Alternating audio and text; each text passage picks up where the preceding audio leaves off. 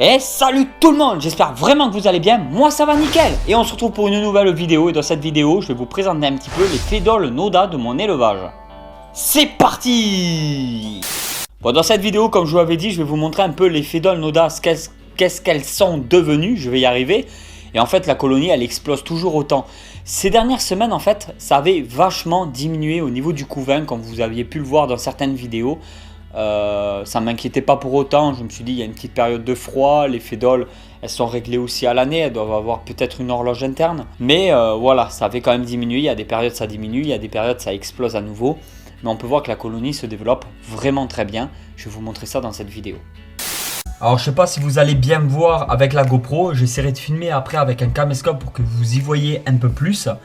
En fin de compte, le nid là commence vraiment à se blinder et celui-là commence aussi à se blinder. Ça devient, ça devient complètement abusé.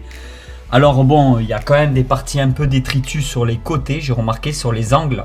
Ici, là, il y a des côtés un petit peu sales où ils mettent un peu de déchets. Mais la plupart des déchets se trouvent quand même ici dans l'aire de chasse. C'est de plus en plus difficile pour moi de pouvoir ouvrir l'aire de chasse sans qu'il y ait de soucis.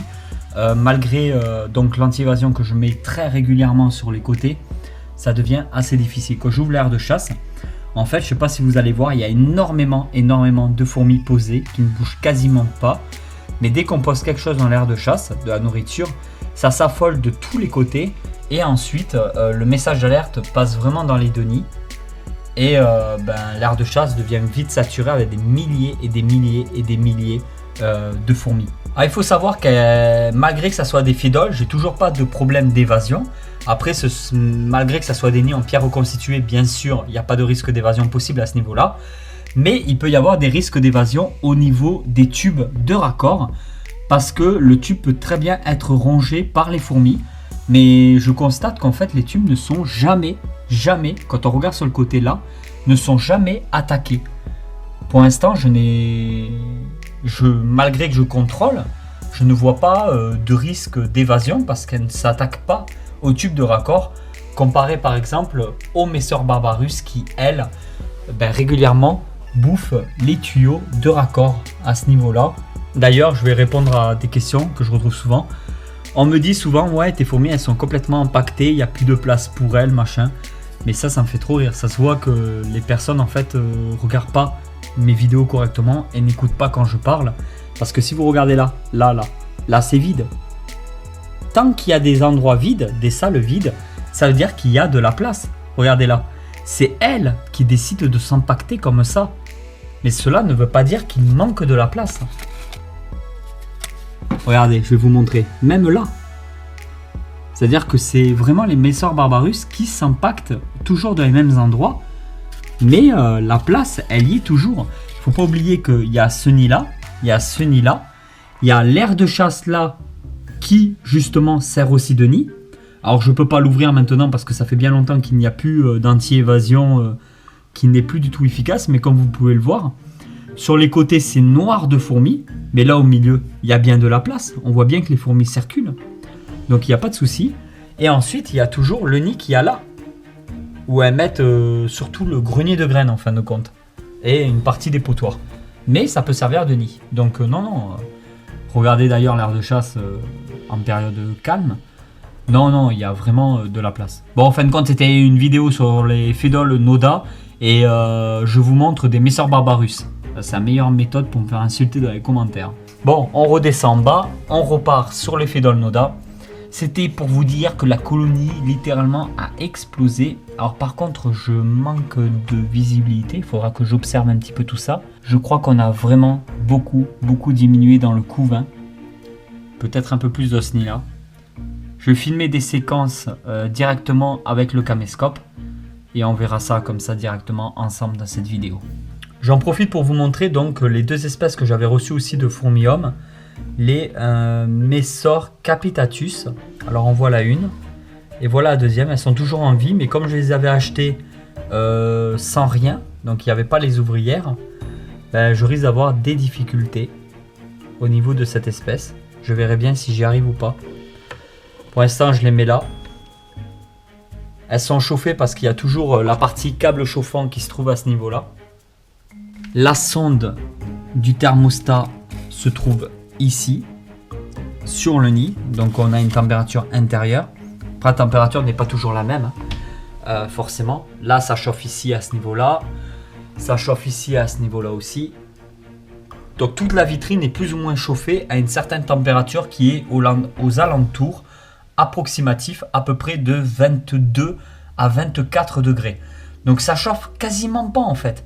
Après, il faut bien prendre en compte qu'à l'intérieur des nids, il fait toujours plus chaud qu'à l'extérieur du nid. Ça aussi, il faut le prendre en compte. C'est un critère à ne pas négliger. Parce que si vous chauffez, moi par exemple, si je chauffais tout à 28 degrés, ça veut dire que dans les nids, s'il faut, il y avait 30 ou 32. Ça serait beaucoup trop chaud pour les fourmis. Il n'y a pas une aération comme en extérieur, quoi. Donc il faut faire vraiment très attention à ça. Faites vraiment très attention. Je vais vous poser dans cette vidéo la petite question du jour. J'aimerais que vous me dites en commentaire si vraiment, c'est pas une question, si vraiment vous pouviez avoir chez vous le temps, que ça soit une question de temps ou d'argent ou la place ou ce que vous voulez, l'espèce de fourmi dont vous rêvez le plus au monde, si c'était envisageable, si c'était faisable de l'avoir dans son élevage, quelle espèce vous voudriez avoir? Mettez-moi en commentaire l'espèce de fourmi de vos rêves. Et peut-être que moi je ferai une vidéo un peu plus tard là-dessus, pourquoi pas. Mais il me tarde vraiment d'avoir vos commentaires. S'il faut, je vais découvrir de nouvelles espèces que je connaissais pas du tout. Et ouais, il me tarde de voir ça dans les commentaires.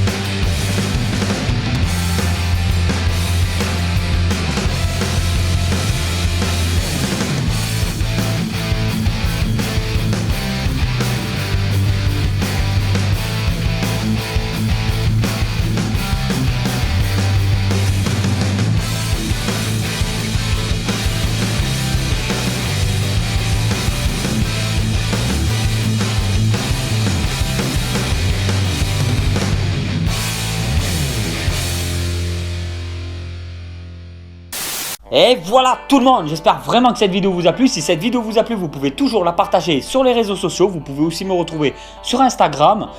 Si la vidéo vous a plu, vous pouvez toujours aussi la partager, la soutenir. Faites ce que vous voulez avec et je vous dis à très vite pour une nouvelle vidéo. Allez tout le monde, ciao ciao.